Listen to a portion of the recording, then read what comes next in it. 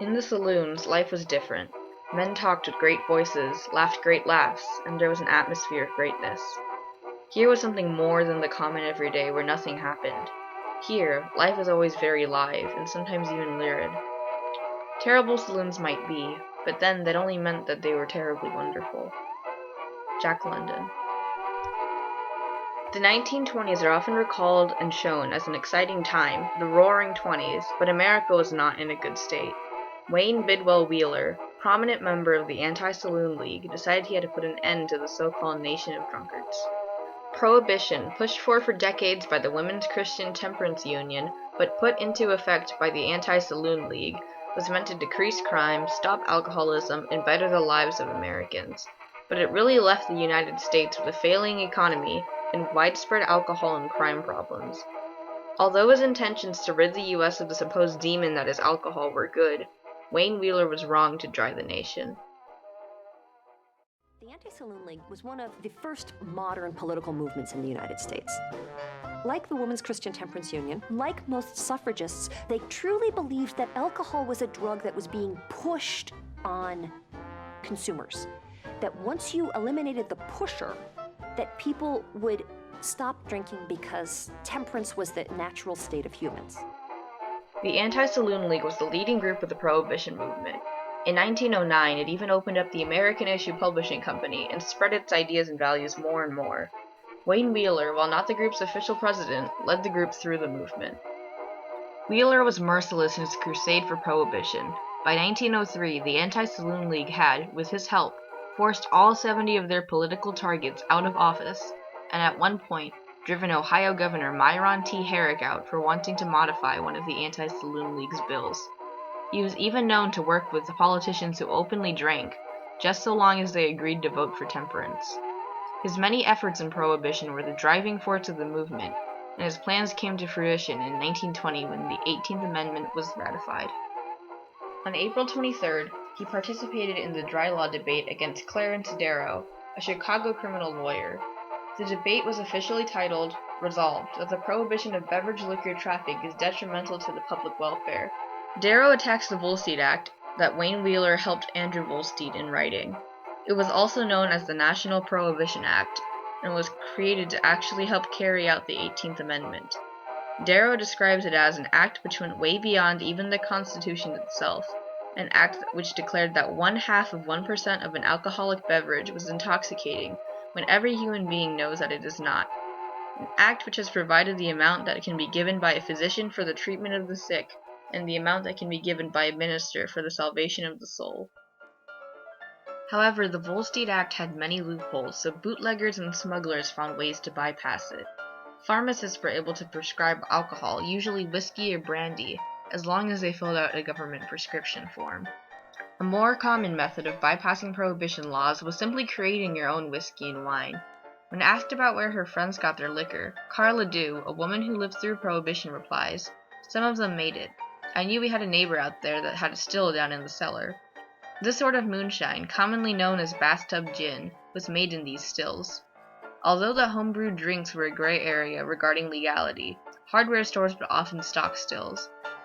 However, due to the poor conditions in which the moonshine was made, hundreds of thousands of people contracted alcohol poisoning or became blind or paralyzed due to the effects of the drink.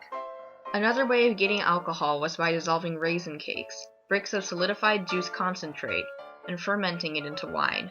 In the dry law debate, Darrow addresses this and says, "All that has been accomplished is to take beer and wine away from the people who can't afford the high prices. That is all. But they are getting around that. They are buying grape juice and letting the Lord make the wine for them." Prior to Prohibition, saloons were an incredibly integral part of American life. As Michael Lerner, a historian, describes it, the saloon is so many different things to different people. If you lived in a squalid tenement house, it was your living room, it was your social club. It was maybe where your translator was. Your bartender was there to watch out for you. Your bartender might have done a lot more for you than the local priest did or the local cop. Even after the U.S. went dry and the Anti-Saloon League had shut down hundreds of saloons, bars did not go away. Illegal alcohol was served at speakeasies, unlicensed bars where patrons could speak easy. Some had entertainment that customers would pay to see and get complimentary drinks for, dodging the rule of selling the alcohol itself.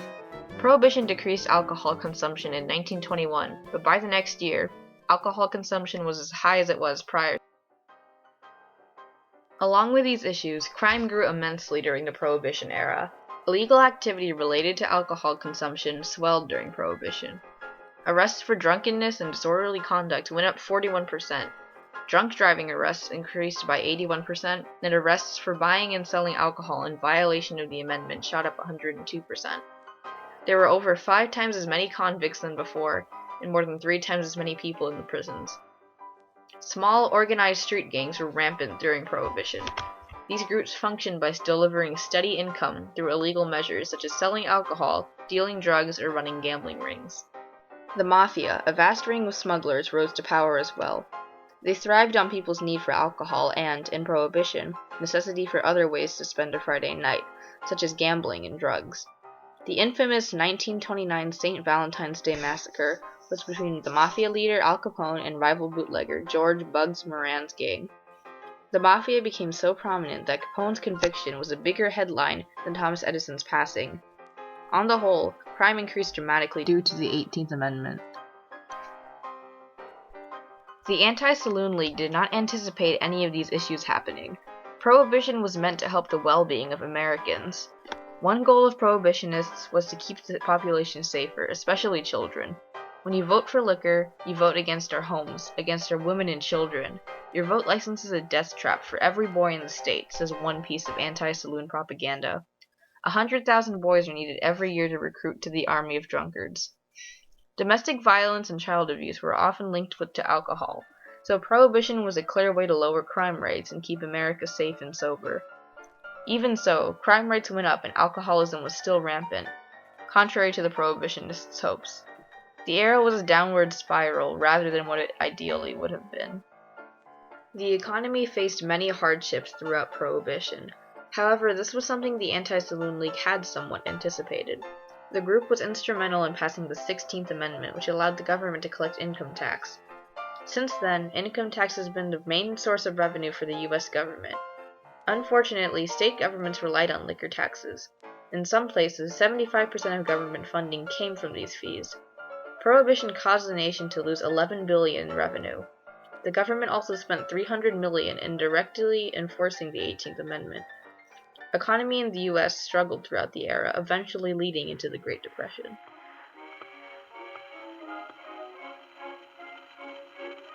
Wayne Wheeler's concern for America's drinking problem led to even worse conditions than that of before.